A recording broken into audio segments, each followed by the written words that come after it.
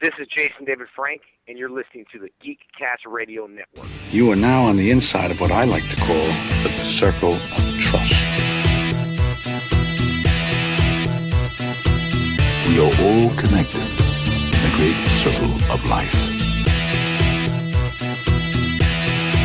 You know something, Bert? What? I think you and I are going in circles.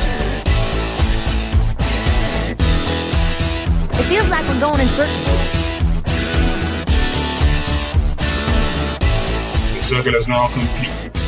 When I left you, I was but the learner. Now I am the master. Because it's a circle. Yeah, we heard about the circle. Yes, we're familiar with shape. Hi, this is Chuck. This is Greg. And this is Dan, and we are Talking in Circles, brought to you by the GeekCast Radio Network, the podcast that is asking to be your anti-hero. Today, we have a very, very special guest. You know him, you love him. He's on GeekCast Radio all over the place. MWire Weekly, or Weekend in the Movies, I should say. Mask, Pogs, pretty much any acronym, Kevin's been on it. So, Kevin, OptimusSolo, Thompson, thank you for joining us for today. That may be the best introduction I've ever gotten, and the most exaggerating I've ever seen you do.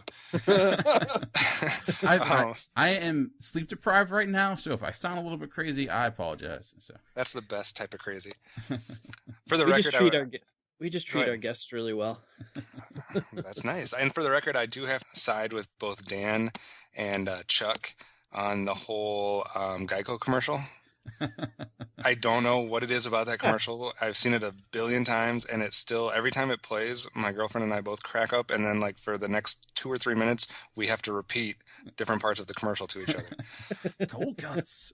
Sad, there's 2 lines in that commercial, but yes, we repeat those 2 lines. But thanks for having me, Dan. I appreciate it. Thanks for coming on. Yeah, we haven't done a podcast together in a long time. Dan's going to leave us, Chuck. Dan's going to leave us now. He's going to go back. Last week it was me leaving you. I was on remote control there. A lot of shuffling going on here. I'm going to do this podcast by myself. Talking in a dot. But today we are doing a special top 5. Well, all top 5s are special in my eyes, but we are going to be counting down our top 5 anti-heroes. So we'll be getting to that into a little bit. But before we get to that, how's the week been going for you guys? Not too bad. Pretty busy with life stuff, I guess you would say. But I was watching a little Tombstone before we recorded this, which is my favorite Western, so that was pretty exciting. Were you eating a little Tombstone pizza just to kind of, complete the circle? Yeah, I was telling it what I wanted on my Tombstone. Greg, how's your week been going? I was going to ask Chuck a question. Or give Chuck a statement. I'll go right ahead. Chuck, I'll be your Huckleberry. You're a daisy if you do. I'm a daisy if I don't. My week has been all right. I went out last night for once. I know I don't usually do it that often, but it was well, I don't know how to say it. It's not really a double date because the other person really didn't have a date, which I felt bad about. They were there being a third wheel. But I got majorly stuffed on gnocchi, so it was a great night. It was not a good morning, but it was an awesome night. You got majorly stuffed on what again? I'm sorry, I think I missed one. What is that? Gnocchi? You've never had gnocchi before? Is that a word you're making up as we're speaking? No, it's not a word I'm making up. What is that? It's Loki's illegitimate cousin. He's part gnome. Gnocchi is like this pasta, potato hybrid type of thing. It's and it's got some red spaghetti sauce on top, or gravy as some people weirdly call it. It's delicious. Interesting. Yeah, I am unaware of that. I can understand why that would lead to a bad morning, though. So yeah, it may clog you up. Just saying. Wow, that's an image I don't not want. But Kevin, how's it going with show, you? Kevin. It's been a good week. I'm in the middle of 2 different birthday celebrations, I guess, because my birthday's on the 23rd, which I don't know when this airs, but happy birthday! Probably after that. Yeah, this will. I don't want to do the math, but it'll probably be after that. So this past Sunday, my girlfriend surprised me and got me tickets to Blue Man Group. Nice. So we got to see that, and then followed that up with a nice lunch or a nice dinner, excuse me, and a movie. I guess I've entered the overdrive state now at this time of the year because it's like there's only 5 or 6 weeks left in the year, and I swear there's like 15 movies I still want to see in the theater, and another 15 movies that I missed the first time around that I somehow have to see in some other form.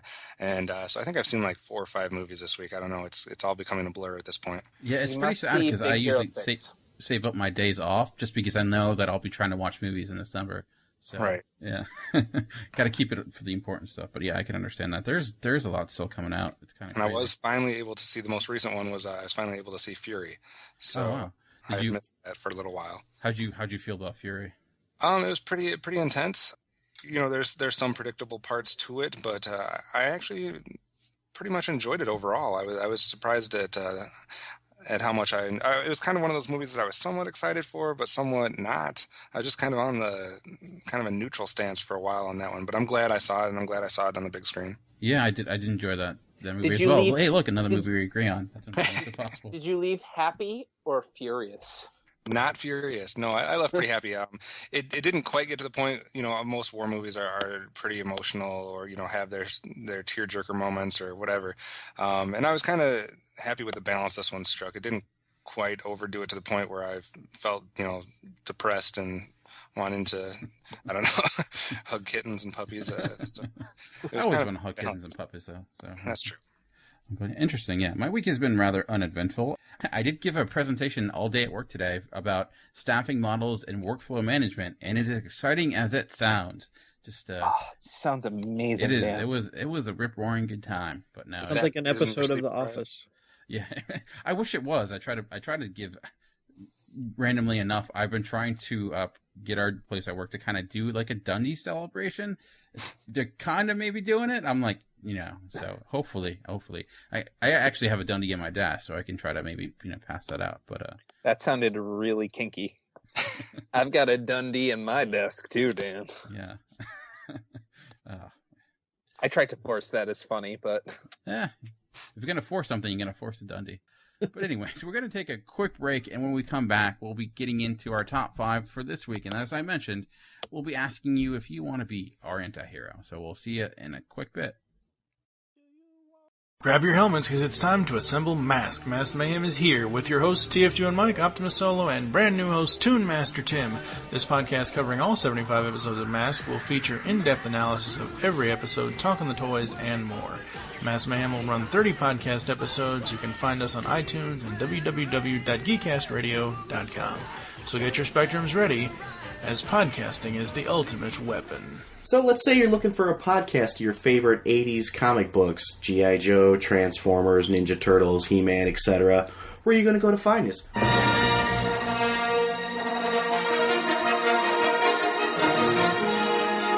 Welcome to Star Joe's Podcast. I'm your host, Ryan. And I'm Chuck.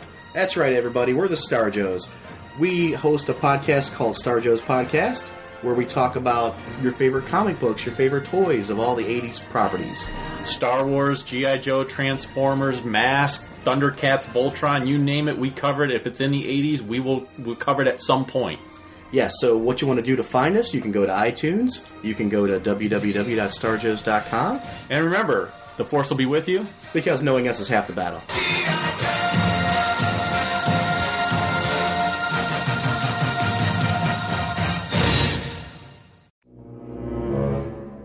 Dan loves his top 5s.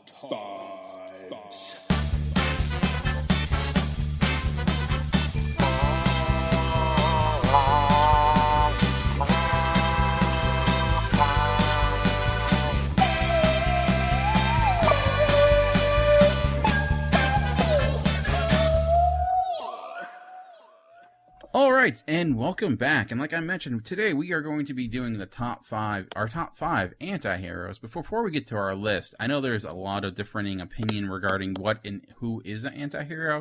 So when you guys were coming up with your list, was there anything you in particular that you considered when you what do you consider when you think anti-hero? I think you type in Antihero into Wikipedia and then just look at that list. And that's how I came up with mine for the most part. Is your list in alphabetical order by any chance? It may be. We don't know. Kevin, what about you? What do you consider an antihero? Looking over a bunch of different definitions of it and different examples, for me, what it kind of boiled down to is that, number one, whatever medium they're in, whether it be, a book, a TV show, a movie, you really had to sell the person as someone you were supposed to get behind or someone you were supposed to like. But they had to have a side where they were, to me, just being like a sarcastic prick or whatever is not enough. I can't be an anti-hero? Is that what you're saying? No. There had to be some type of rule breaking, law breaking, or crossing some type of moral or ethical line at some point with that character for me, which is kind of what steered me away from a few people that I would automatically choose just based on some people's definition. But I kind of went away from them because I wanted someone more that had a very kind of defined past or behavior pattern that you wouldn't necessarily want your kind of like typical hero that like maybe you want like your kids to idolize or whatever. Yeah. Not that I want my kids to idolize anybody, nor do I have any kids. So your fictional kid should not idolize these fictional characters. Is what you're saying. Correct. Chuck, what were you considering when you created your list? I just kind of went with like guys or characters that generally do good, but sort of in their own eyes, and it's to their own ends, kind of. At the same time, they lack those conventional qualities that we would see in your Supermans and Captain Americas and stuff like that. Just some like some of the human flaws and stuff like that. Interesting. Yeah, I kind of similar to what you all said. And one thing I also considered were those characters that necessarily their end goal maybe wasn't necessarily positive, or if it was positive, they went about it maybe in a negative way. So even if it was someone who, maybe in any other movie or any other story, they would be the protagonist. For whatever reason, the story was crafted so we're rooting for them, so they're the antagonist. Wait, no, I messed that up. So but anyways, so basically, yeah, so anyone like similar to what you said, and just also thinking of those people that are going for a goal that's not necessarily traditionally moral or amoral, as as some would consider. So Kevin, you being the guest, so let's start with you. So starting with number 5, I know some people order their lists, sometimes we don't, but whatever way you're doing it, who's number 5 on your list? I actually didn't order mine this time because when you kind of sent me the message and kind of gave me the topic and kind of said, everything's fair game, I had to decide what to do because half of me would just do like a complete movie list, and my 5 would all be, my top 5 antiheroes from film. But I decided to try to get one from each different medium. So mine really aren't in any type of order. I'm going to start off with a TV character. And I think for a lot of people, he might kind of be the embodiment of what you think of a definition of anti-hero. Maybe not. Maybe some people would have an argue against him. But my first one is going to be Tony Soprano. Jesus Christ. Mister, you okay in there? Oh, you all right? You run for me, you fucking cocksucker? Where's my fucking money? I'll get it. My neck, Tony. And what do you think, I'm an asshole? Huh? No. Huh? No, Tony. I can't hear you. No, please. Tony. Oh. You got 24 hours. Oh. Call 911, they're on their way. He's all right. Because he's kind of given to you. I mean, I wasn't a diehard Soprano fan. I kind of just know kind of vicariously. But, he's kind of given to you as the main character, as someone you're supposed to kind of get attached to somewhat. And he's obviously, clearly not the most moral or ethically upstanding individual. So I'm going to start with Tony Soprano. See, I feel like that's one gaping hole in my TV viewing habits, is I have yet to see any episodes of The Sopranos, even though I own HBO Go, but for whatever reason, I've not watched an episode. But yeah, I can understand why Tony Soprano would not be your typical hero. So he definitely falls into that line of someone whose goal is maybe not necessarily all that positive, killing people, right, and, having sex with your therapist. Not qualities you want. That's not a good thing? Again, my imaginary children cannot... Should not know that. All right, Chuck, let's move on over to you. I'm curious, I know sometimes you've ordered your list, sometimes not, but who would you have at number 5? Well, let me preface it by saying I'm not as well versed in like the movie anti-heroes and stuff like that. I do have 2 from movies, and 3 from comics. I'm a heavy comics oriented, at least in this area, but my number 5 would be a movie, but it's kind of a comic, so it's like it's like cheating. But my number 5, I'm going to go with the movie version of Star-Lord. I just think with him being like in the beginning, he's more of the anti-hero. Like he's kind of a bounty hunter, treasure collector kind of character. He's really only out for the money. We see him, doing some questionable things and not really caring about anybody else. And then something just sort of sparks inside of him. No problem at all. How do you know about this? I don't even know what that is. I'm just a junker, man. I was just checking stuff out. You don't look like a junker. You're wearing Ravager garb. It's just the outfit, man. Ninja Turtle, you better stop poking me. What is your name? My name is Peter Quill, okay? Dude, chill out. Move! Why? Ronan may have questions for you. Hey, you know what? There's another name you might know me by. Star-Lord. Who? Star-Lord, man. Legendary outlaw. Guys? Move! I'll forget this. And later on, you start getting some of those qualities, that redeeming qualities that kind of make him the right fit for the leader of the team. But so, do you favor the movie version of Star-Lord over the comic book version? In this case, I think he fits more of the anti-hero.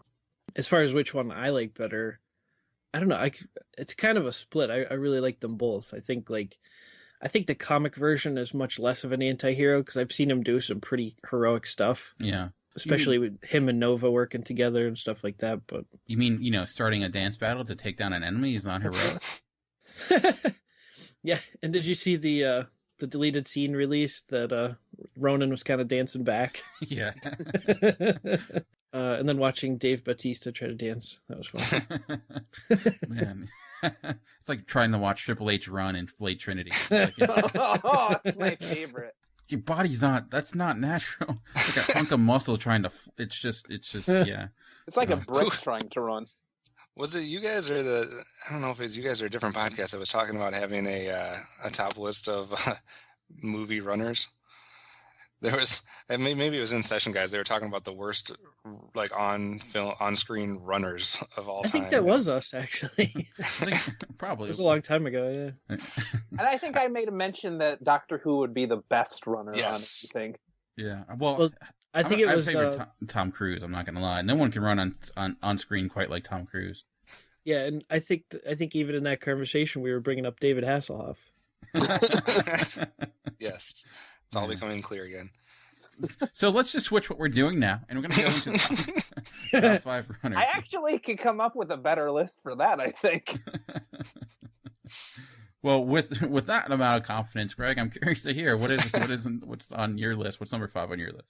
I think I'm going to go with probably a favorite of all of ours. I'm not sure about you, Kevin, because you're a weird person on here that I don't know. I'm not sure that I should even be talking to you because stranger danger. But I'm going to go with Frank Martin from the Transporter series. He's a man that's transporting bank robbers and stuff like that. But he's got his own little set of rules, and he's kicking these bad guys' asses, and like he doesn't go too far over the line. He doesn't murder, but he does do some robbery and stuff like that. And he's got an awesome car. He does. And I think when was it, last week or a few weeks ago, we talked about the Transporter TV series, and I watched an episode. Well, let me rephrase that. I watched like 20 minutes of an episode, and then I stopped because it was not very good. So it was just like, this does not feel. It feels just. It is not wrong. Good. Dirty. Dirty. Yeah. Did it break the rules? It did break the rules. Number 1 rule: Frank Martin not being in the Transporter. Yeah. Let's make Rambo, but with Frank Stallone. It's like, no. Wow. It's not how we're supposed to roll there, but yeah, Frank Martin I do like. I mean, no one can kick ass with a host quite like Frank Martin, which unnecessarily sounded dirty, not my intention. But very nice. So we talked about, Kevin, you mentioned different formats, and that was something I considered too. And actually, my first character, similar to you, Chuck, is in multiple formats, and I don't know which one I would like better, but they're both kind of individually, they're about the same. Though I think that book version, a literature version of this character, is a little bit more of an anti-hero than the movie version. And I don't know if you guys saw this movie or read this book, but for this character, one of this character's favorite lines is, Michael Jordan plays ball, Charles Manson kills people, I talk. I don't have an MD or law degree. I have a bachelor's in kicking butt and taking names. I get paid to talk. What do you talk about? I speak on behalf of cigarettes. My mommy says that cigarettes kill. Now, is your mommy a doctor? No. Well, she doesn't exactly sound like a credible expert now, does she? Yeah. We call ourselves the Mod Squad. MOD, Merchants of Death. We're lobbyists for the tobacco, alcohol, and firearms industries. How many alcohol-related deaths a year? Well, does that... 100,000? That's what, 270 a day? A tragedy. I front an organization that kills 1,200 people a day. And if you don't know what that's from Nick Naylor, and he's from the book and the movie Thank You for Smoking, playing brilliantly by Aaron Eckhart. It's a movie directed by Jason Reitman. And if you don't know who the character is, well, it's hard not, just hearing what his occupation is, you think he would be automatically a villain. He is a lobbyist for the tobacco industry, and his job basically is to try to sell the image of tobacco to the general public. And the book is really kind of gets into, it's a huge political satire in the movie as well about basically the culture of Washington, D.C., the culture of lobbyists, and just that of smoking in general, and the way we can be manipulated by aspects of the media and whatnot. But if you've not seen Thank You for Smoking, I would definitely recommend it. Jason Reitman, you may know him from directing things like Up in the Air, which was nominated for an Oscar. This year he did like Men, Women, and Children. Aaron Eckhart is like amazing in that role, and it's a character that for lunch he meets with what's called the MOD squad, which is the Merchants of Death squad. It's Nick Naylor along with the lobbyists for guns and the lobbyists for alcohol that just kind of get together and talk about how all their products kill people, and like whose product is more deadly than the next person, and like whose job is harder. But one of the best moments for the Nick Naylor is when he goes into, in the book it's an Oprah show, but in the movie it's like an Oprah like knockoff show, and he's going head to head with the senator played by William H. Macy about William H. Macy's knocking hard on the aspects of smoking, but Nick Naylor turns it around and talking about how health disease is the biggest killer of Americans. And William H. Macy, who's the senator of Wisconsin, and Wisconsin has cheese, so it is cheese that's also the killer. So he's just as responsible as tobacco is. So it's this way of like twisting words, and he's a character you should hate, but it's just like he has such a great personality, and he's so just abrasive and so cocky in that sense that he has a level of arrogance, but you almost just kind of appreciate like his brash honesty. So it's a character I've loved, and I love the book, and the movie's a little bit different, but it's still pretty good. So anyways, I will stop babbling along. Have any of you guys seen or read that book, or seen the movie or read the movie or read the book? But I'm glad that I now have another reason to hate Wisconsin. So thank you for Green that. Bay? Just besides everything. Yeah.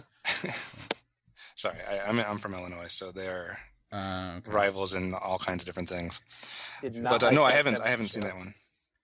I do like it. It's not a great movie, but I more so like it for the character and the performance by Aaron Eckhart. It's a movie that's made me a fan and made me watch a lot of bad movies that he's in just because I like him in that movie, including I, Frankenstein, which is... That looked horrible. And it is, so... Okay, good to know.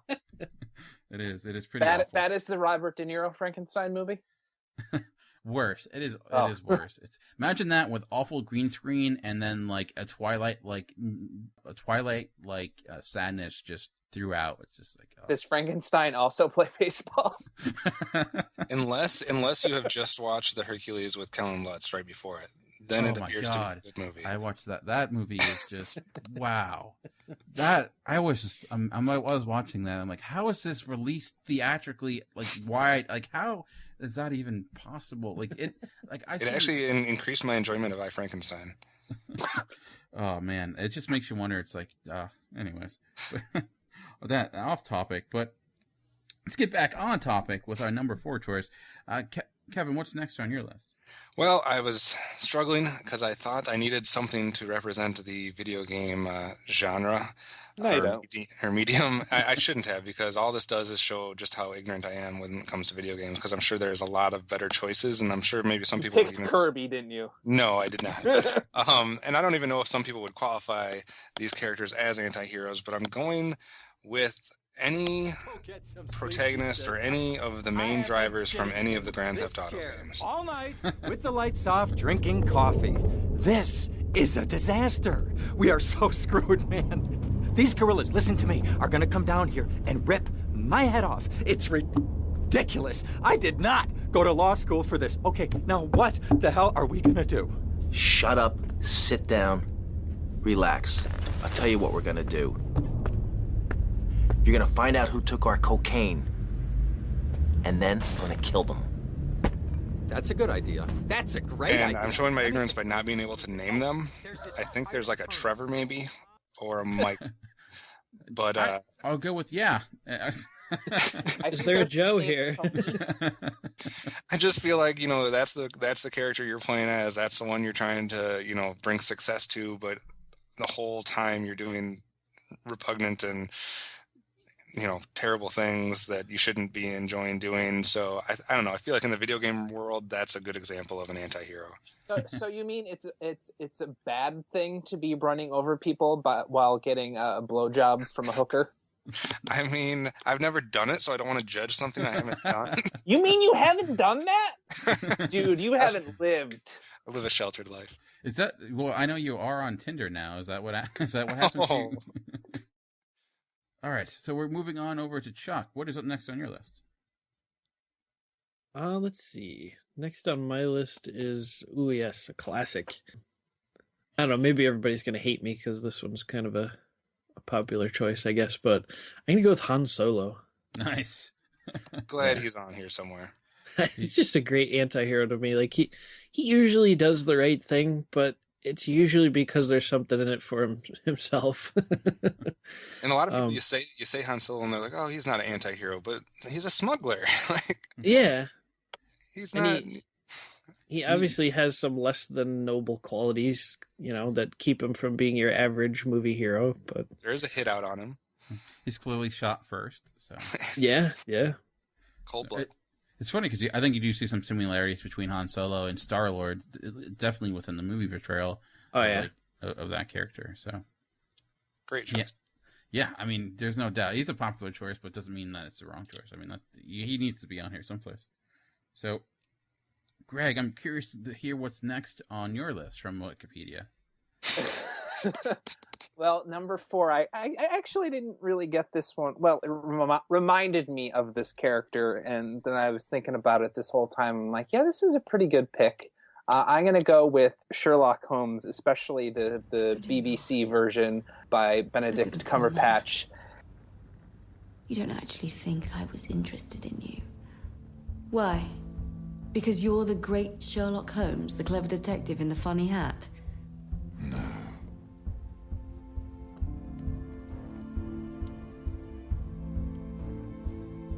Because I took your pulse.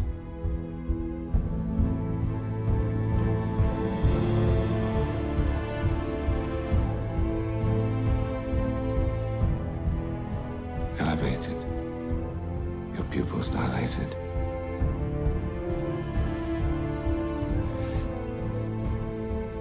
I imagine John Watson thinks love's a mystery to me, but the chemistry is incredibly simple and very destructive. When we first met, you told me that disguise is always a self-portrait. How true of you. The combination to your safe, your measurements. But this is far more intimate. This is your heart, and you should never let it rule your head.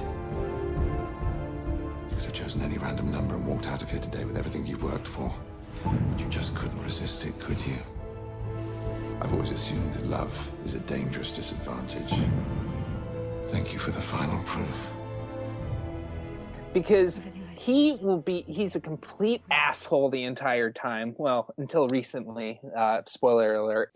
I like to do the spoiler alert after I say the things. He's a complete dick to everyone around him, and he will do anything at all, even if it's illegal, to help him solve the case that he's on. So you end up with the good result of getting your case solved, but there's a whole bunch of shit that he does during the process to get that done. Plus, he does a lot of drugs, especially in actual book form of the original Sir Arthur Conan Doyle books, which I have also read, and he doesn't come off quite as dickish in those books as he does in the BBC version.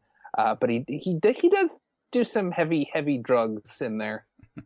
Yeah, I mean, he's the kind of guy who's going to solve your case, but like kind of insult you the entire time. So, yeah, I love that series, and I believe there's a Christmas special coming out pretty soon. So. Awesome. That's the best. Never watched the freaking what's the one on CBS or NBC or one of the. I've never watched it, so. Yeah, I don't either. Don't watch it, people. Yeah, Elementary, I think, right? Yeah. I've never watched it. I do love the BBC one though. Cumberbatch is pretty fantastic. Wow, where are we? Doctor Strange. Yeah. Oh yeah. Yeah. Well, hopefully we'll see. All right, so we're already on. We're kind of going down quickly on this. So number 3, Kev, what's next for you? So you have all Grand Theft Auto. You have Well, I don't want to go before you go. Oh wow, I skipped myself. Unless you don't have enough. No, I do. I am all over the place. Yeah. So next on my list, well, started with a book. I'm going to get into what I call like my movie phase here for a little bit, which is, a phase that's been going on for 30 years. But the person on my list, my number 4, comes from a recent movie. One of my favorite films of that year in 2012, I believe.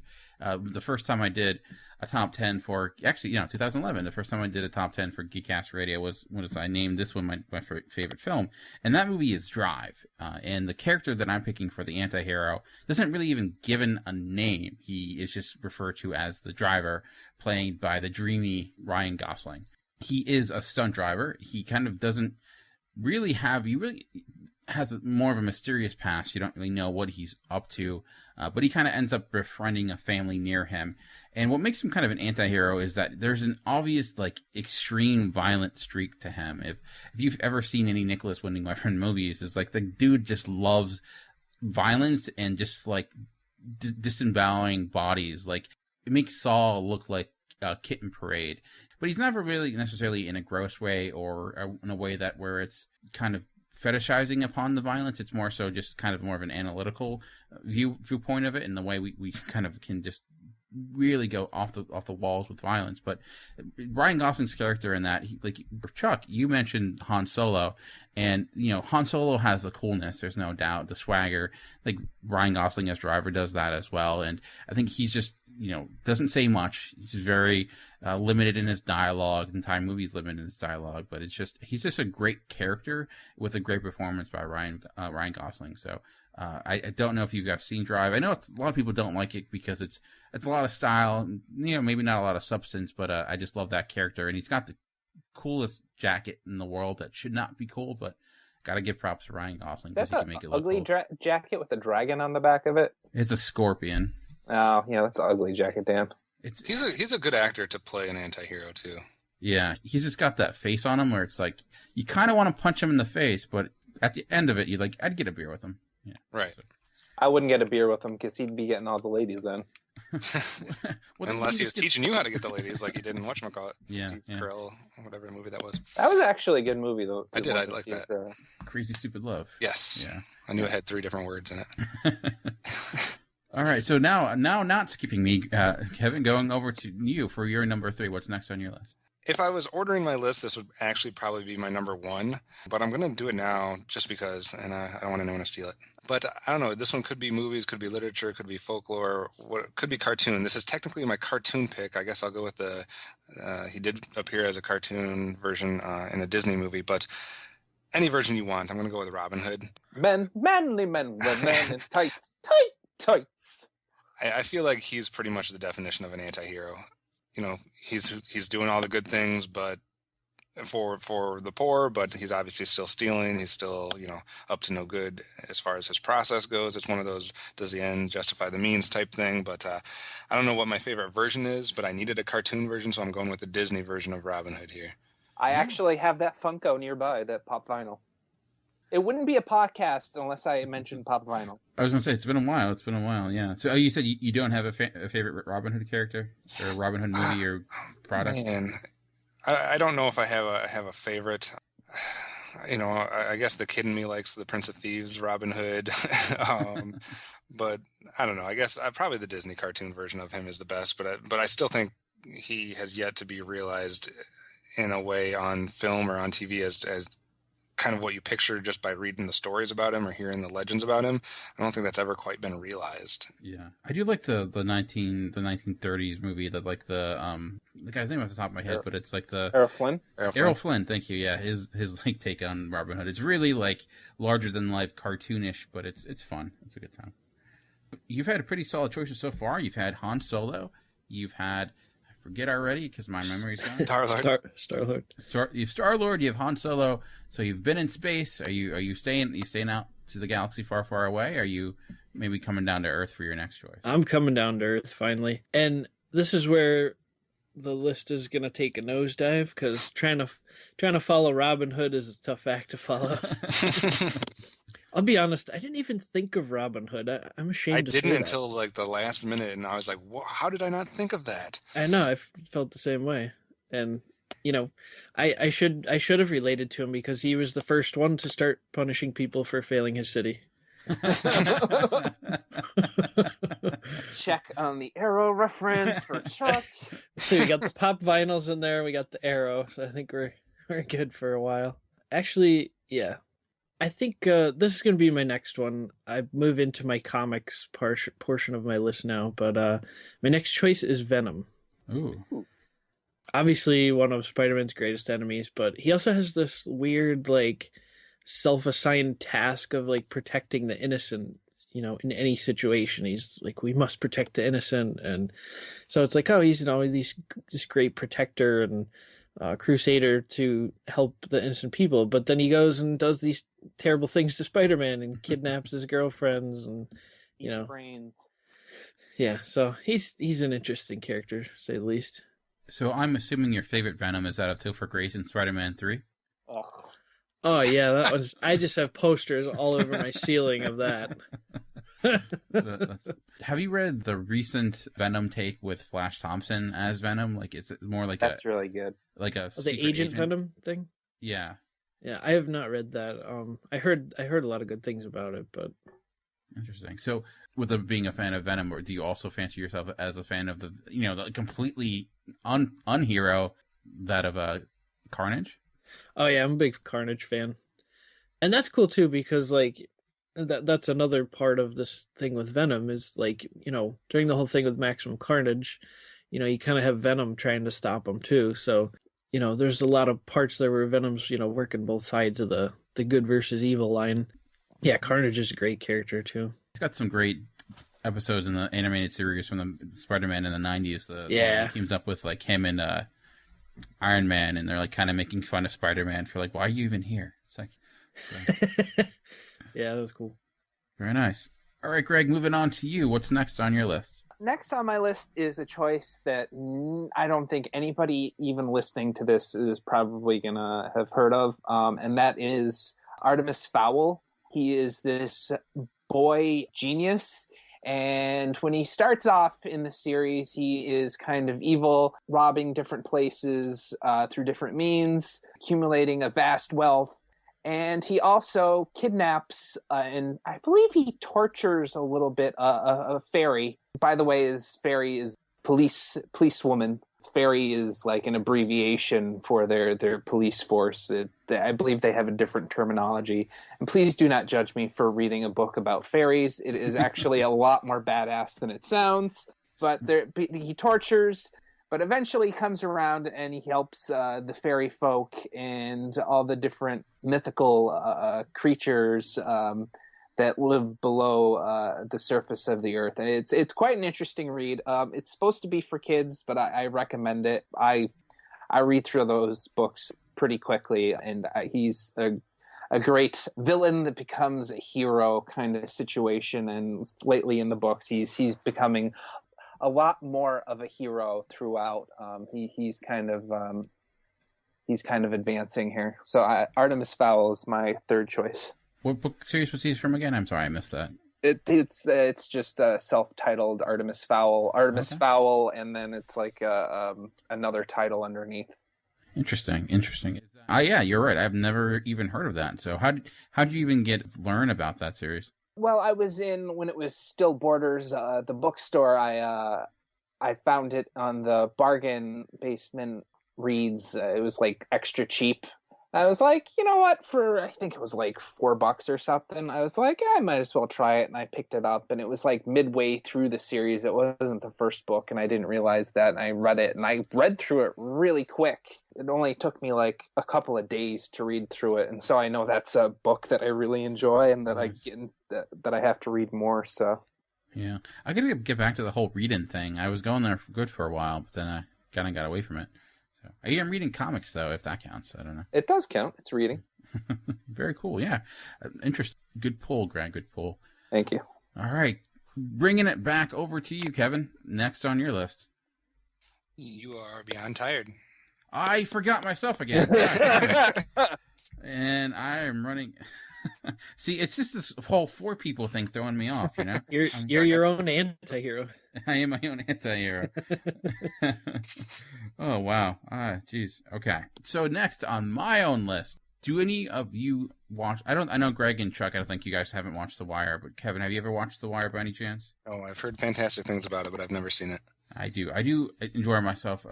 I'm a big fan of The Wire. When we did our top 5 TV shows, like our second or third episode, or maybe our 4th or 5th episode, this was my number 2. And who does number 2 work for, Dad? I'm not sure. Well, actually, number 2 might work for Stringer Bell. When you ask people like the best character of The Wire, if you do a lot of lists, you're probably going to see Omar from The Wire. He is kind of like Kevin, like you mentioned with Robin Hood. He's similar to that. He is like a modern day Robin Hood, the kind of stealing from drug dealers, not necessarily giving to the poor, but kind of just stealing from himself. But he's a good example of a great anti-hero, one of the best characters of the show. But I'm actually going to go with a different character. You might not know the character, but you know the actor. He's played by Idris Elba, who is just like a lot of a man. You know him. He was in Thor playing Heimdall. Is that right, Chuck? Heimdall, yeah. Yeah. He was just recently Nelson Mandela. But he plays the character Stringer Bell. This is probably one of his first breakout roles back when this show came out. And those who watch The Wire might be asking, he's not really a hero. And I say that he is. He starts similar to what you were mentioning, Greg, with your last choice. He starts as a villain. Really, he is more of he's the leader of this drug ring. He's kind of the point person. He kind of is the brains behind it. But what you kind of see develop throughout that character, and I don't want to give anything away for anyone who hasn't seen the show, but you see him kind of using that mentality and using the money that he gains through that process to kind of try to better himself in some ways, and who starts as he does some really awful things, like with kind of going with like Tony Soprano, like that type of awful, getting people killed, marking for hits. He, in all intents and purposes, not a good guy, not someone you want your fictional kids looking up to. And all them Fayette Street corners. Take him how, Mr. Bodie? You say fucking and take him. Nigga, you ain't got the floor. Chan recognize your ass. Take him how? I don't know. Just let them Fayette niggas know, we serious, right? Get it, get got. What? Yeah, like you did on McCullough Street last year. Snatch the real estate, load up, and just wait for some shit to happen, right?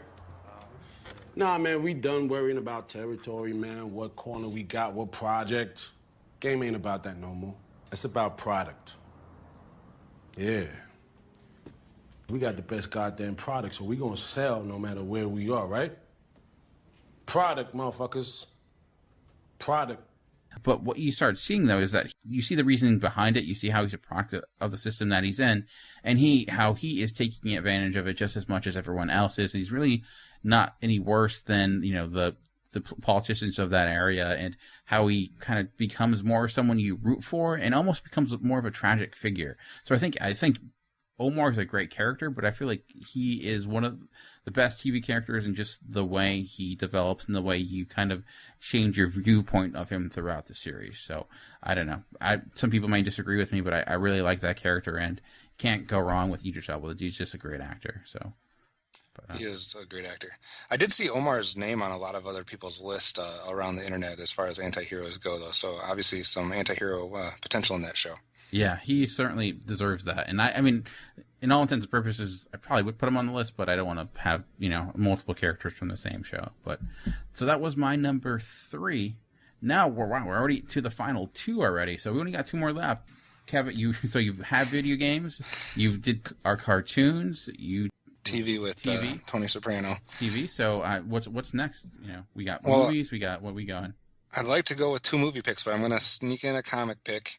And I'm sure people that are better, well-versed, I'm going to just use a bunch of words that don't go together, will probably think that there's better comic book characters to pick. But I really debated between 2 of them, and I guess they're more of your obvious choice, so that's kind of why I feel bad about it. But when I boil it down, I guess I'll go with Wolverine. And I know some people might not think he's an anti-hero enough, and maybe just too much straight hero. But I feel like out of the kind of some of the major DC or Marvel characters, that he's kind of one that has more of that edge to him, has more of that willing to do whatever he needs to do in order to get to the end goal. But you guys know comic books maybe better than I do, so maybe that's a bad pick, but I'm picking Wolverine as my comic book representative. I think Marvel has tried to make him seem more PC, more of just a hero, to get more people into him and just kind of give him a bad attitude. But my classic, more favorite Wolverine, he's just slicing people's heads off and not giving a shit and not really caring. But deep within inside, he does care that he's killing people, and that does weigh on his soul. But he does murder people. All right, I'm safe then. Murder, death, kill. Yeah. Yeah. Yeah, I agree. Like, he was probably, as a 90s comic book fan and a fan of the 90s series, he's probably the first anti-hero beyond that of Han Solo that I ever had and encountered with. I mean, I remember the first time I saw X-Men, or saw Wolverine, was in an awesome Jim Lee cover.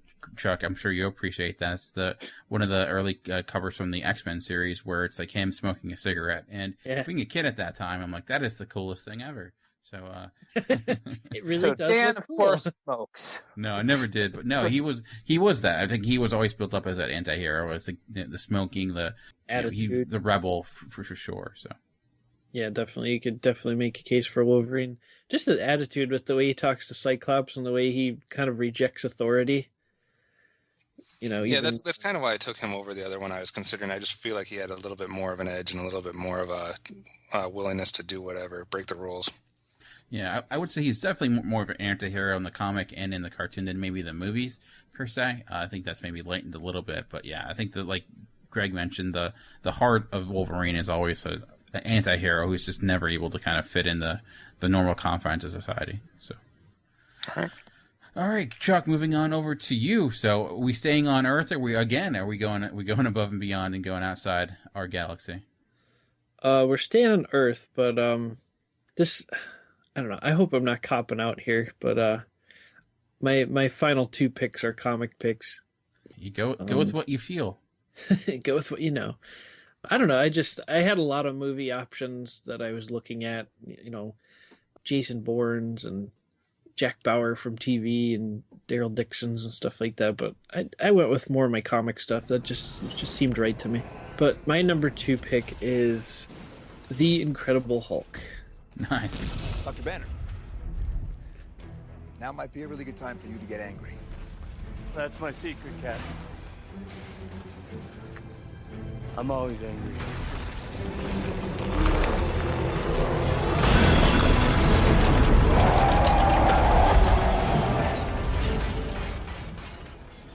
The ultimate loner, his famous phrase, Hulk just wants to be left alone.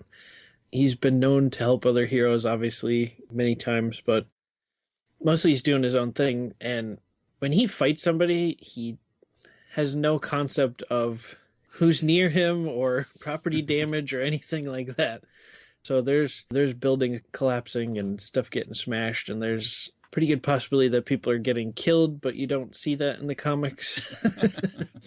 It's kind of hard to believe that everyone was evacuated out of a building that he just smashed, and it's in a giant pile now. It was abandoned years ago. It just happened to be there. Yeah. It's like every building he knocks down just happens to be empty. Like, I don't think so. Reminds me of like G.I. Joe or the Power Rangers. It's like, oh, thank God that building entire city was empty. That's everyone. Yeah, I gotta throw the Hulk in there. I think he's just interested in his own endeavors most of the time. At least the dumb Hulk from the days of old, not the smart Hulk, but. Well, I mean, you even have something like the World Breaker Hulk from a World War Hulk, and there's not many, major superhero characters that have also kind of almost taken over the world quite like he has, and kind of been able to stay a hero, and was kind of almost justified in his actions. So, Hulk's kind of an interesting character because it's not necessarily in his purest form. He's not necessarily an anti-hero, but it's like kind of what society around him makes him be that makes him an anti-hero. Yeah. So, do you? I know there's like, do you favor the dumb Hulk over the kind of the more intelligent, more kind of the Hulk that's a combination of Banner slash Hulk? I guess I kind of favor the Savage Hulk a little more. Yeah. When he kind of just loses it and goes apeshit, and it's usually a little more exciting because you're like, oh, what the hell's gonna happen? Yeah. When he takes over in the future, is that Mysterio or Maestro Hulk? Maestro Hulk, yeah, he's a great villain too. So it's kind of it's good to have that one in the background because you realize, oh, that's what Hulk can become. He can become that destroyer of the worlds or what have you. So yeah, Incredible Hulk, good pick, no doubt. All right, Greg, moving on to you. What is next on your list? Next on my list is it's kind of an easy pick, I think, at least. Judge Dredd. Inhabitants of Peach Trees. This is Judge Dredd. Let him talk. In case you people have forgotten, this block operates under the same rules as the rest of the city. Mama is not the law. I am the law. Mama is a common criminal. Guilty of murder. Guilty of the manufacture and distribution of the narcotic known as slow-mo. And as of now, under sentence of death. Any who obstruct me in carrying out my duty will be treated as an accessory to her crimes. You have been warned. And as for you, Mama, judgment time. I think he's one of those ultimate anti-heroes of having the set of laws and then just killing people and total disregard, doesn't give a shit that he's killing people. And he's essentially breaking a whole huge human law, that, well, at least it should be a human law for a lot of people, of killing people, but he's doing it to follow the rules and stuff. So I think that's a huge... One side really bad, the other side is really good. So I think he's a giant big 50-50 on the heroic side. So have you read Dredd comics, or are you more so? I'm involved with the movie Judge Dredd, especially this last one. I really enjoyed with what's his name? Carl Urban.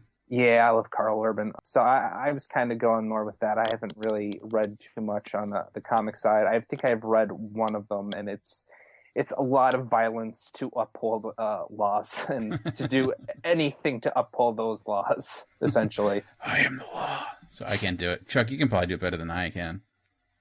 Sorry, I was on mute. He did it perfectly too. No, I don't know anything about Judge Dredd. Oh, the famous "I Am a Law" from the 1990s. All right.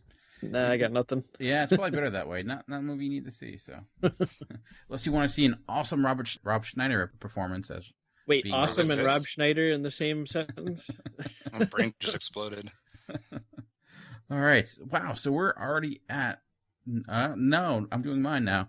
I was waiting for it. I was going to give you 3 or 4. Greg, you mentioned like last time for your number 3 that you it's kind of funny because a similar thing happened to me with this character, and it was a book I found at I think Barnes and Noble, and I picked it up. It was the cheap version, and like you, I'm like, oh, this is like the 6th book in this series. So I went back and started from the beginning, and ended up like loving this series. And the character is called John Rain. I don't know if you guys heard of him. Many people may have not. And the book is written by Barry Eisler, and the character is an assassin. He's an assassin that kind of, he specializes in killing people but making it look natural. He is a Vietnam War veteran who lives in Japan, and he's half American, half Japanese. And it's kind of like his struggle basically throughout living in that world and kind of getting over his past. And there's a lot of people there's like a lot of similarities between him and like kind of almost like a Jason Bourne in a way, being in a world he doesn't necessarily want to be in, but having really no other choice.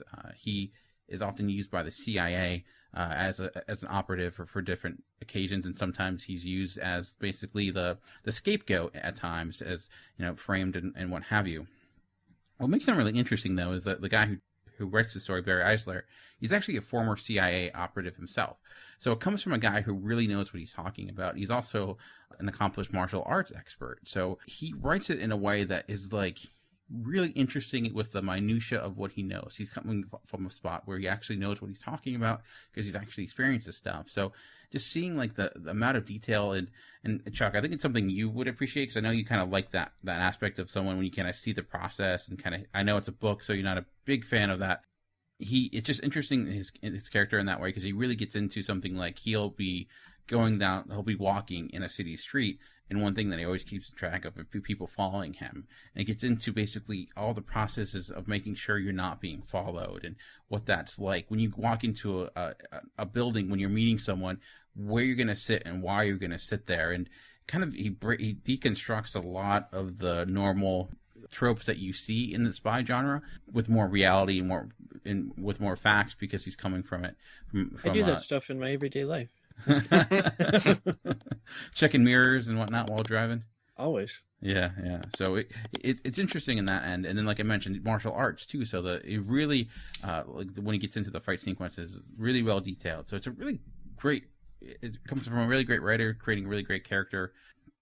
And there was a movie that was made. I never saw the movie. It was a Japanese film, randomly starring Gary Oldman. He was in there as well, because he's in everything. And but there's actually you may hear more about this series, because there's a TV series coming up with going to be starring Keanu Reeves. It doesn't have a network attached yet, but he's attached, and they think they're just reading the Barry Eisler's Facebook post. They seem they're going to get a lot of attention, because after John Wick was a rather popular movie, they think they're going to have a lot of ability to really have get that sold. So it's a character you might hear more of in the upcoming future when that series launches. So John Ray series, they actually just released them, but with entirely different names. It used to be names like Hard Rain or things like that, but they're completely different now, so I don't know what they're called.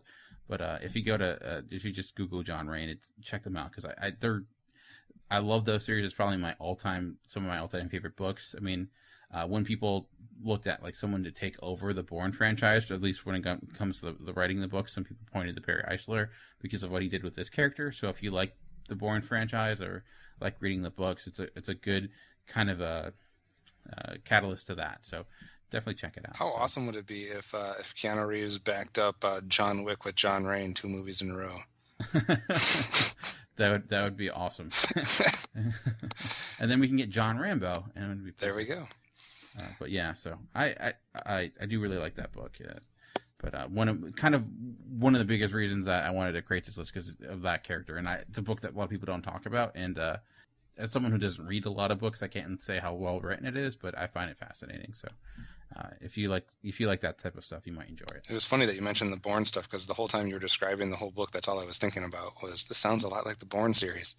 Yeah, it is. I mean, there are a lot of similarities, but it is different though. It gets into a lot of the Japanese politics, which is kind of interesting, and like how corrupt that is, and like the Japanese mafia. So it's a good kind of a. And now I'm not surprised why Keanu Reeves is attached to this either. It's funny, yeah. It's because he's half Asian. I don't know. And no, he's not. He likes playing movies where he's Asian, but he isn't. So it's like, why are we making Keanu Reeves Asian? And I have like a full beard or something. It's like, you're not even trying.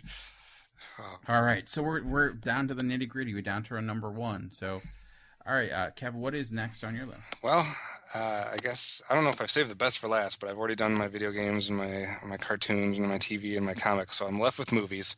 And the critic in me wants to like punch myself in the face, because there's so many more probably sophisticated and critically acclaimed anti-heroes that I could pick. Just looking at all the ones that I was thinking about, there's so many probably more intelligent choices than this, but I'm going with my gut here, and what I think is a fun anti-hero from the world of film, and that is Jack Sparrow from the Pirates of the Caribbean series. What? Hold up there, you! It's a shilling to tie up your boat at the dock. And I shall need to know your name. What do you say to 3 shillings? And we forget the name. Welcome to Port Royal, Mr. Smith.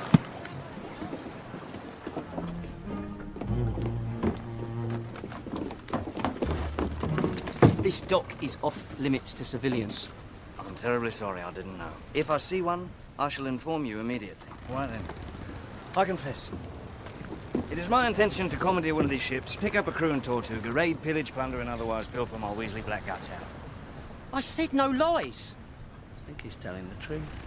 If he were telling the truth, he wouldn't have told us. Unless, of course, he knew you wouldn't believe the truth, even if he told it to you. You are without doubt the worst pirate I've ever heard of. Yeah, maybe I'll get to say some of the other ones I was considering because it'll make me maybe get some credit back. But I don't know. There's really not hardly a single redeeming quality to Jack Sparrow. Like, there's almost nothing that you could like watch with my pretend child and be like, hey, look at how he does that. That's something you should like. No, but he still comes across as basically the hero of those movies. I don't know. It's kind of like this weird paradox, but I still think he qualifies as the anti-hero. So I went with Jack Sparrow. Interesting. Yeah, I mean, I love him in the first movie. I mean, he's not that bad in the second, but well, then I'm picking him only from the first movie. Fair enough. Yeah, I like him a lot from the first one. I kind of had him on my honorable mentions a little bit too, I'll be honest. He really does embody the qualities of an anti-hero, so that's very true. All right, moving on to you, Chuck. What's next on your list? I am really surprised that this one is still not taken by anyone. I'm going to take a huge cop-out here. This is probably the most obvious one of all time from the comics. I totally want to guess. Oh, I totally know who this is. Squirrel Girl. It is the Punisher. Howard Saint. Howard Saint! You took everything from me.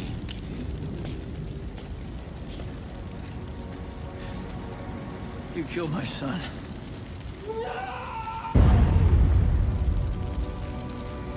Both of them.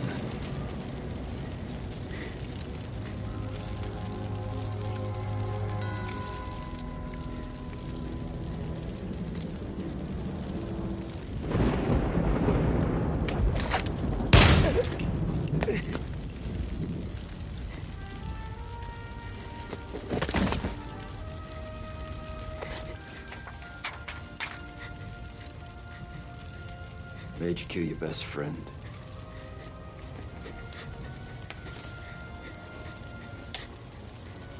Made you kill your wife. And now I've killed you. I was never like a big fan of the Punisher in the comics. Like, I've never read a lot of Punisher comics or anything. Obviously, I've seen him show up in crossovers and stuff like that. But for some reason, like, I really, really dug the Thomas Jane movie version. I know, like, there's mixed feelings out there on that. Some people hated it and some people loved it. But I really thought Thomas Jane, like, nailed that character. Like, the more of the emotional part of him and stuff. And, like, obviously he's this really great guy in the beginning, but he has, like, this high-stress job. And then just completely snaps, goes off the deep end when his family's killed. And you see him go to lengths that he probably never would have before. And it's just interesting to kind of look at that progression of him and like how far, I guess you'd say how far he's fallen. And like he thinks he's doing good. And in a way he is. He's cleaning up these scumbags off the streets and stuff. But he's still doing this terrible thing by, brutally murdering all these people. And it's interesting to think about his character and like sort of how that just changed him. I guess it was just such a huge sudden change in his life. Yeah, I mean, I'm glad someone mentioned him because him and Wolverine and Han Solo. If you're gonna talk anti-heroes, you have to talk them because they are like the archetypes of like setting the bar for anti-heroes. So definitely, with the all these different superhero groups that are getting movies like the Sinister Six or the Suicide Squad or this, that, and the other, I think we should petition for the anti-hero squad. Because I think we've assembled it with Venom, Hulk, Punisher, Wolverine. I think we got a good group here. Yeah, definitely. Yeah. Just throw Jack Sparrow in there just because. But kind of combining your Venom and your Punisher. Did you ever read the What If version, the What If comic of like what if the Punisher gained the symbiote instead of Eddie Brock? No, I have not. I have not seen that. That's an interesting concept because it's like, yeah, he's a killing machine because he's got the power of Venom. So he's basically Carnage. Yeah, exactly. Yeah, no, it's interesting. It's kind of like one of those things where like he is, after his family is killed, he's like praying at the church that Peter Parker is at when he tries to get rid of it, and so it ends up pouring over him instead of Eddie Brock. So it's how those fun what if comics could be. So yeah, definitely. I know you mentioned the Thomas Jane one. How do you feel about the other ones like Warzone or the nakedness of Dolph Lundgren in the 1980s version? The nakedness. That one, the Dolph Lundgren one was interesting. It was, I don't know. And it wasn't even really a Punisher movie. It was just it was just an 80s movie. Yeah, it really was. You're going to get more Dolph Lundgren comments now. And I'm a huge 80s movie, action movie fan, but I don't know. I didn't really care for that one too much. But the Warzone one was a little better than that, but obviously not up to the level of the Thomas Jane one that I liked. I was really hoping they kept Thomas Jane, and I heard that he had some discrepancies with the script and the direction they were going with it. And he's a very kind of a finicky actor. Like he doesn't want to do things that he doesn't agree with and stuff like that, which you got to respect him for. And he doesn't put his name on something that he doesn't like. So, but yeah, for some reason I really love that Thomas Jane version. And then that little Dirty Laundry fan made movie that came out that was pretty cool too. Yeah, even like the Punisher game that wasn't necessarily related to the movie, but Thomas Jane led his voice for it. Yeah. That's a fun game. I still play that on occasion because I can't go beyond like 2005 when it comes to video games. So. And I will say one of my favorite Punisher moments too was actually in the Civil War comic when Captain America beat the shit out of him. That was a great moment. Nice. All right, Greg, moving on to you.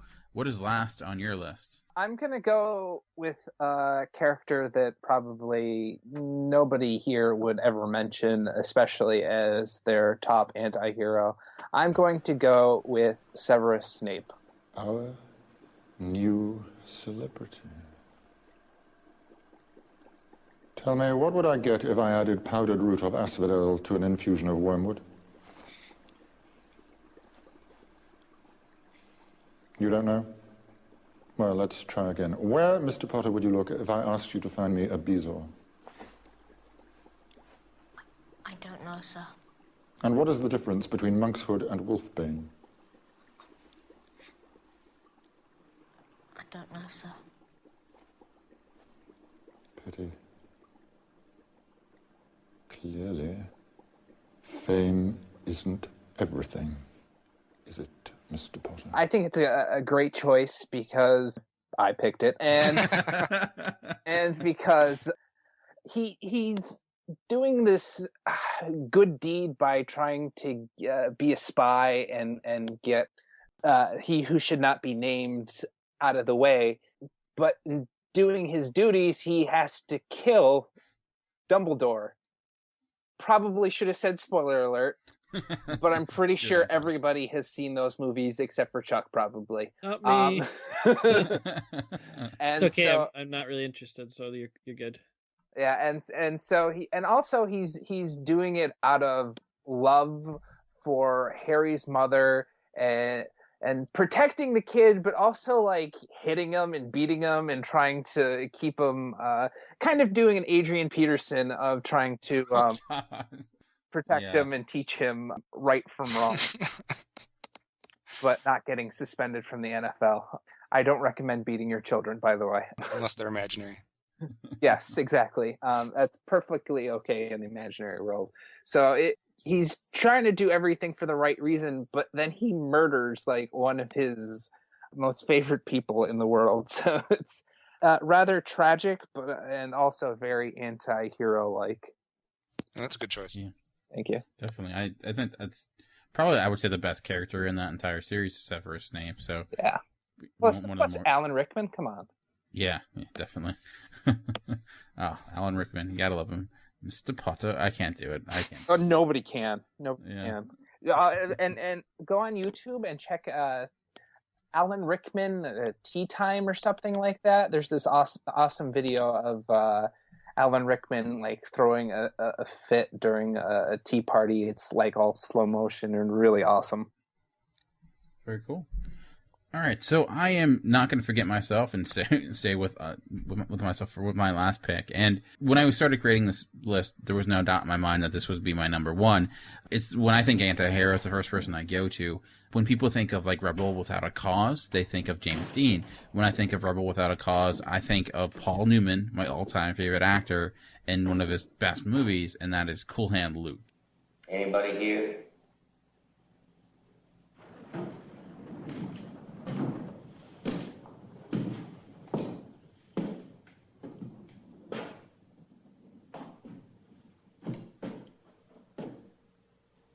Hey, old man, you home tonight?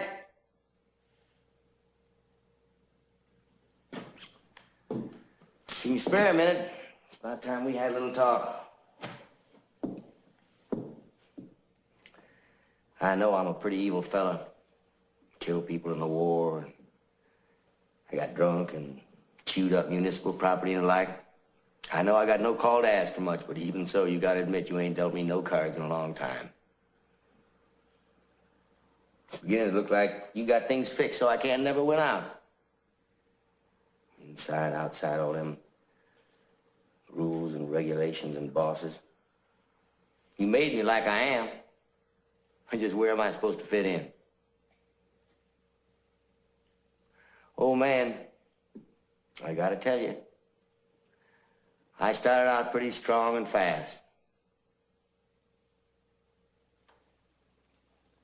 But it's beginning to get to me. When does it end? What do you got in mind for me? What do I do now?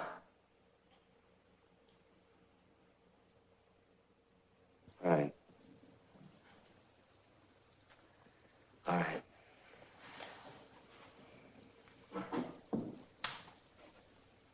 On my knees asking.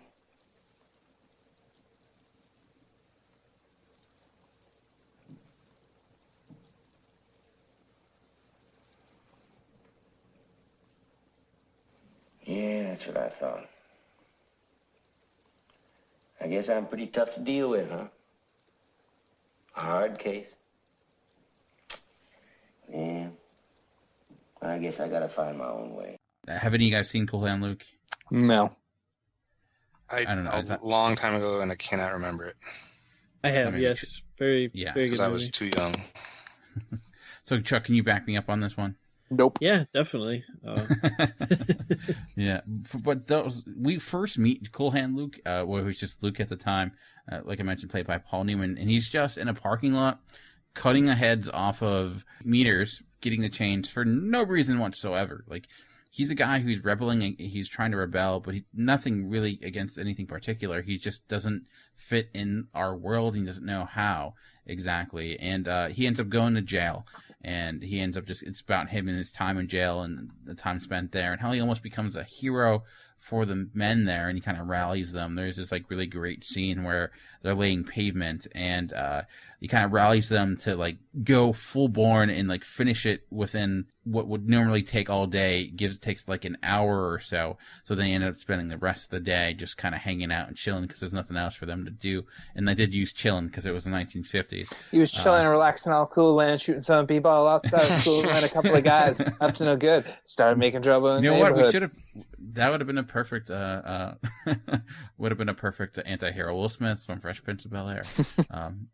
But no, he ends up becoming this cult hero. Like, there's obviously at the start, there's kind of issues with other people in jail, and he has to try to earn his spot. But when he does, and then his transformation from being an outcast to finding actually people that he can relate to, and then what that leads to, and how it still doesn't really work for him. But Paul Newman is, like I mentioned, my favorite actor, and he can pretty much do no wrong. And if I could find a spot to put him in a top 5, I'm going to put him in a top 5. And there's no doubt in my mind he should go here. I also thought of Butch Cassidy from Butch Cassidy and Sundance Kid, another great anti-hero. He's done a lot of great anti-heroes, but I just think Cool Hand Luke is probably one of his best performances, and it's just a really interesting character, and the entire movie is really just about him. And it's a movie I think that holds up really, really well. Even if you haven't seen it, you've probably seen scenes. Like, this famous line is, like, I think right now, what we have here is a failure to communicate. That line is from Cool Hand Luke. You've probably heard it, and it's probably its most infamous moment, but it's much more than that. So check it out. I think it was streaming on Netflix. It might still be, but yeah. So it is my all-time favorite anti-hero. Dan, let me pick your movie brain for a second. Okay. Because you bringing up that character just made me remember another one. I don't know if it would fit into this category or not, but maybe it would. What about Andy Dufresne from Shawshank? Andy Dufresne was a friend. I mean, he kind of gets into some shady stuff, and I like poop. I mean, creating setting the warden up for when he gets out and everything, and yeah, I definitely could see the argument for him for being an anti-hero. It's tough. I mean, that's a good question. I don't know if I would consider him, but I can see the argument because I feel like it's more so like he doesn't set off to be an anti-hero. It's more so similar to like the Hulk. So maybe you can't make the argument. It's just him dealing with the situation he was put in. Yeah, and he ends up being such a hero in that movie that's like you're like cheering for him by the time the movie's over. So it's I guess it's kind of hard, but yeah, it's a good question though. I don't know, Kevin. Well, how do you? I'm sure you've seen Shawshank. Yeah, it wouldn't be someone I would think of right away. But I think with anti-hero, it all depends on how you define that term, and that's why a lot of people might not consider. Even though I think Han Solo is a perfect example, for some people it's not anti enough, maybe. But I think it's a perfect example. So I think it all depends on how you define anti-hero and kind of what your take on it is. But I can see him fitting in that, even though I would not have thought of him myself. Speaking of other characters, is any other characters we thought of that we did not quite make our list? Kevin, I know you mentioned you had a few. Yeah, I did have a few. As far as the other comic book one, I was going back and forth between Wolverine and Batman. Batman doesn't quite seem anti enough for me. And that's why I kind of gave it to Wolverine. He seems like he has more of the edge and more of a willingness to just go berserk and kill people, etc. But as far as my other movie ones, I had a lot. The Crow, I thought he kind of is a decent example of anti-hero. Mad Max or Mel Gibson's character in Payback, either one. Or Mel Gibson himself. Yes, just in general.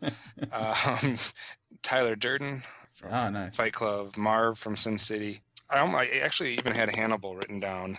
I don't know why, but I oftentimes was rooting for him in those movies, even though he was a vicious individual.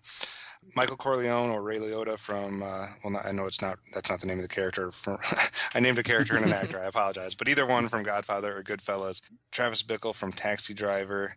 Yeah, that's another good one. I considered him very much as well. Scarface, V for Vendetta is probably a great example of one. And then Daniel Day-Lewis in anything he ever plays.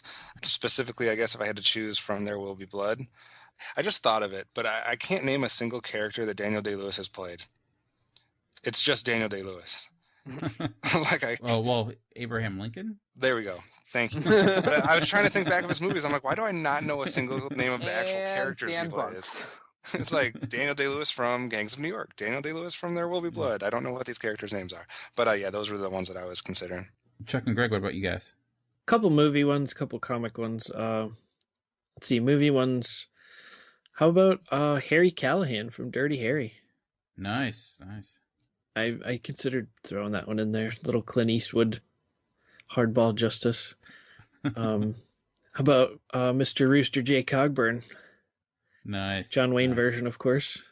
Mm-hmm. See, I do like the John Wayne version, but I'm also a huge fan of the Coen Brothers version of with But Oh, you slay me, Dan. You slay me. I'm sorry. No, I'm kidding. Let's see. Maybe Snake Plissken. I thought. Yeah, nice. And then my couple of comic ones. I was thinking Gambit, maybe possibly throwing him in there. Obviously, with the whole, being in the Thieves Guild and everything, and and then becoming with the X-Men. So, and then for my last one, I was really surprised Greg didn't pick this one, and that's Hellboy. Yeah. Yeah, I guess. You sound like Peter Griffin when he hurt his knee. You're like,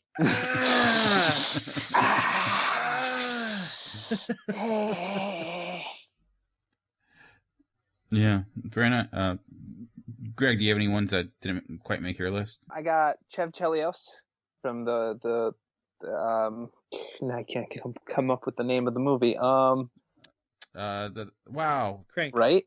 Crank, yeah. Yeah, Crank. And Crank 2. I've got Beetlejuice. Let's say that again or again. Beetlejuice, Beetlejuice, Beetlejuice, Beetlejuice, Beetlejuice, Beetlejuice, Beetlejuice, Beetlejuice. That's not 3 times. Yeah. You're safe. Okay, good. This is Michael Keaton scares the crap out of me. I had Deadpool, and I had probably a controversial one of Baron Zemo, but he did go good guy for a little while there, and I do enjoy that character a lot. I just thought of somebody while we were talking, and now I forget it. Well, anyway. If it comes to you. Yep. Well, I'll blurt it out randomly. Yeah. A lot of the comic ones that have been mentioned. I also thought of Patrick Bateman from American Psycho. I mentioned that, Omar from The Wire. Also, we kind of jokingly said this before we started recording, but Michael Scott from The Office. I do think you could make the argument that he is an anti-hero in that in some ways. Maybe even Rupert Brent from the UK version is a little bit more of an anti-hero. Rupert Pumpkin, which is Robert De Niro's character in King of Comedy, another Martin Scorsese film. You have his role as Travis Bickle in Taxi Driver, but that's another good one as well. And then Bonnie and Clyde from Bonnie and Clyde, also two great anti-heroes. And maybe we should mention one lady because we haven't done that yet. But you can also maybe even mention Catwoman from the movie or even from the comic book. She is quite the anti-hero herself. Plus, then we'd have a female in our anti-hero group of comic books. Yeah, true. You need someone. You need someone for the eye candy. So. But all right, but before we go, we like to end each episode with a letter. And Chuck, you are gracing us with a letter for this week, are you not? I am. It's gonna be a good time. We'll hold you to it. All right. I guess there's really no way to bring this in, so I'll just kind of get into it. Dear global media, I'd like to take some time to lobby for you to stop placing relatively unimportant news stories in the spotlight so much. In the last 2 weeks, we've had many newsworthy stories, just as in any month. But I noticed in particular that this past week, someone had the bright idea to attempt to break the internet with their ass. I'm sorry, I did not mean to. No, not by sitting on it, which I'm sure would probably work as well, but with photos done for a magazine. That's right, the Kardashian name is thrust into the spotlight once more with the Twitter name #BreakTheInternet. First of all, the notion that something like this would break the internet, if it were even theoretically possible, is ridiculous. Aren't we a little more mature than this? The quick answer, no, not really. I understand people are interested in this stuff, just as I'm into comics, movies, and sports news, but more often than not, it is not newsworthy, and it's not worthy of taking the lead in any news lineup. That just somehow disgusts me on so many levels. There is a place for it, perhaps, but maybe let's keep it in its own special place. It's an absolute shame that many news stories got overshadowed by this giant-ass story. A few examples include the 100th woman elected to Congress in North Carolina. A terrific milestone, I might add. Also, scientists discovered a dinosaur tooth in Malaysia that is 140 million years old. Significant because very few fossils have been found in that country, so it was a major breakthrough. And last but certainly the most interesting of news stories, not only this month, but in many, many years, we freaking landed on a comet. What? That's right. NASA's Rosetta mission landed a probe on a moving object in space 310 million miles away. Kind of a big deal. Much more fascinating, in my opinion, than someone's oily ass. So imagine my disgust when I began to see how much attention the wrong thing was getting. But hang on, my faith in humanity was restored when I learned that it was in fact the comet story that came closer to breaking the internet than the photo shoot. The Rosetta mission in fact got more mentions on Twitter around the world, getting over 515,000 tweets and mentions, compared to the 307,000 for that prodigious posterior. I couldn't be happier hearing that news. Despite the best effort of you, the various news media websites, the interest of the general populace corrected your gross misjudgment of what we are supposed to like. So take heed, news outlets. It's not always the celebrity gossip that gets the most clicks by the general populace. Keep things in their proper place and allow the most newsworthy stories to flourish. Sincerely, Chuck Jonah Jameson. Oh, man. Yeah, that's definitely true. It's quite sad. It is sad. It's just like, and I know, like, obviously the people that, you know, watch the news closely heard about the comet thing, the fact that we landed on a comet, but it's just got overshadowed so much by something so incredibly stupid.